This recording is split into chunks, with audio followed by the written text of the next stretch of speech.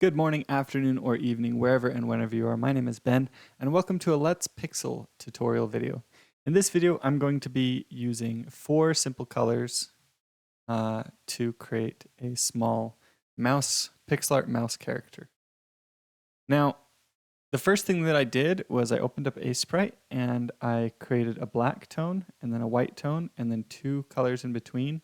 And then I selected all of them like this by holding down. And I went over here and underneath this arrow right here, I did gradient. And that created this perfectly balanced shift from black to white. So I just wanted to let you know that that is how I created this palette right here. Now I'm going to take black and I'm going to fill in the entire canvas. And I use the G hotkey in order to do that. And I'm going to use white now to attempt to create a silhouette of the character.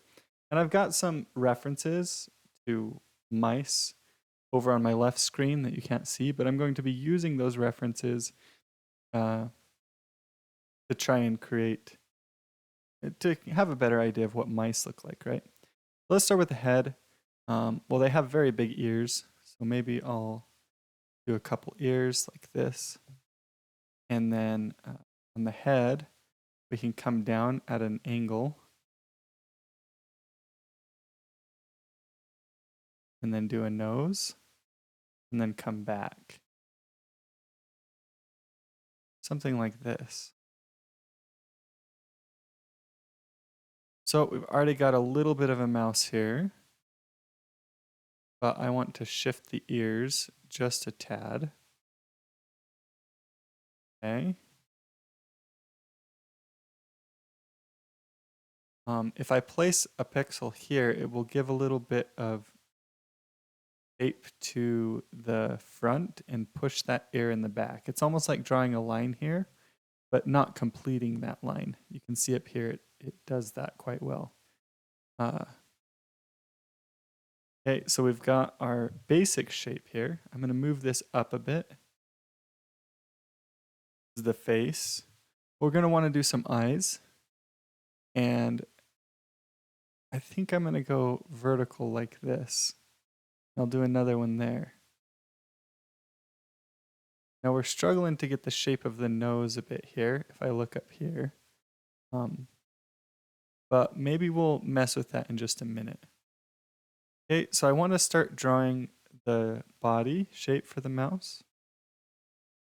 Now mice, they have really small feet. Or really short legs, I should say. So we don't have to do really long legs on our mouse. We can do really short legs like this. And we might actually do it in almost like a sitting position. We're going to need a tail for sure. So we'll come back.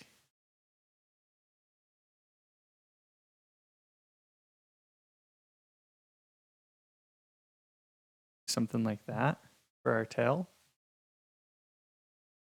And we've got a pretty good start to our character here.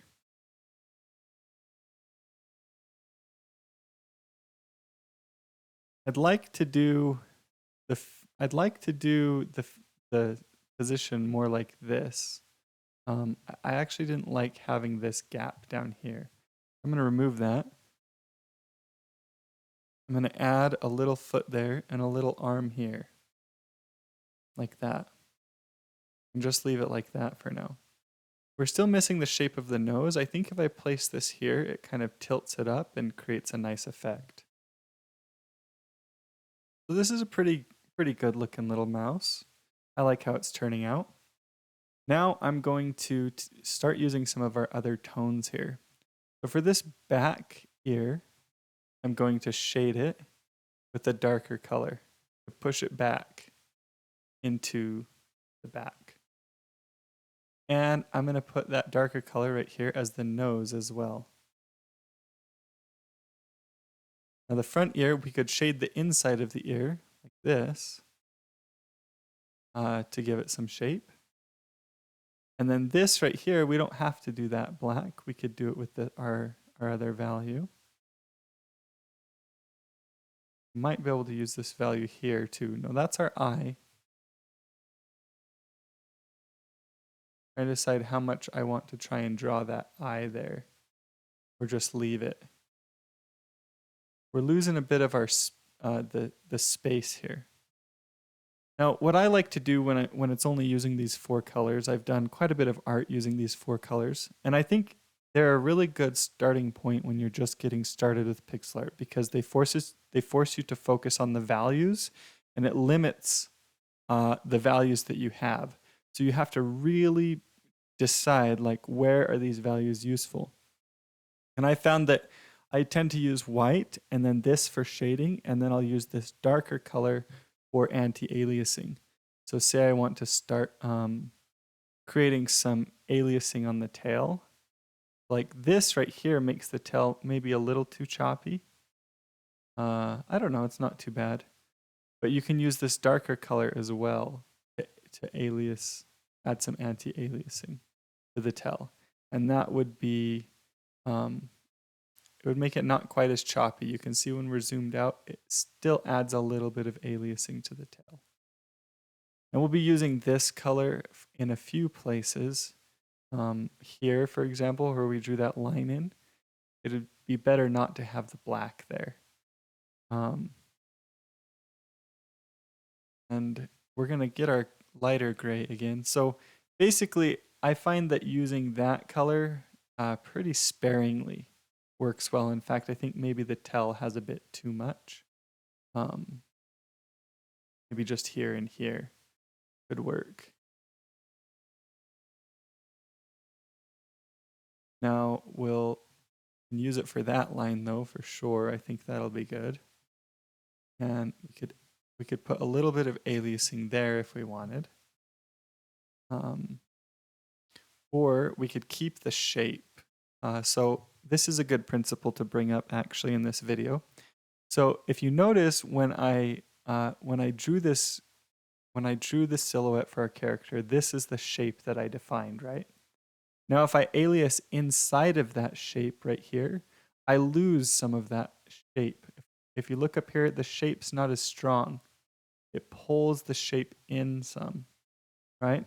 But if I alias here, it keeps the original shape. The strong white pixels that are right here and right here, these 2 pixels, it keeps those and just aliases between them.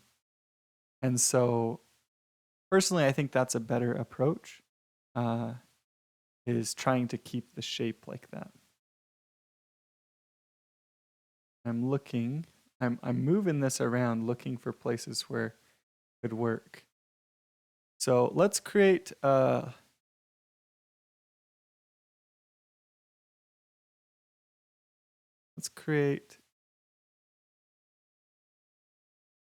arms and legs using this tone as well. That's a pretty cute little character. I'm happy with how this turned out. Very simple, and I like the way it looks. Now we might make this the lighter one right there. It adds kind of a sharp corner to that part of the tail, but I think it works. I'm still not a big fan of how the nose and face look. Ooh, that's cute. No. I kind of like tilting the nose up like that.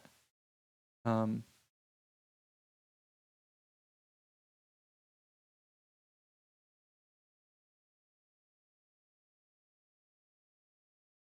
add the other dark there, but I don't think we should. I think just having that one there is good enough. Well, we're going to zoom out and look at this character from far away. The only thing that at this point, I'm not sure how the feet, I'm not sure how important it is that the feet stay really visible. When I'm thinking in the future ahead to what it might look like to animate this character.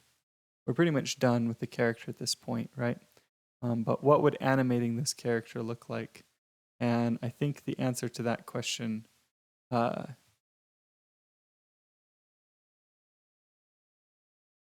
is pretty important.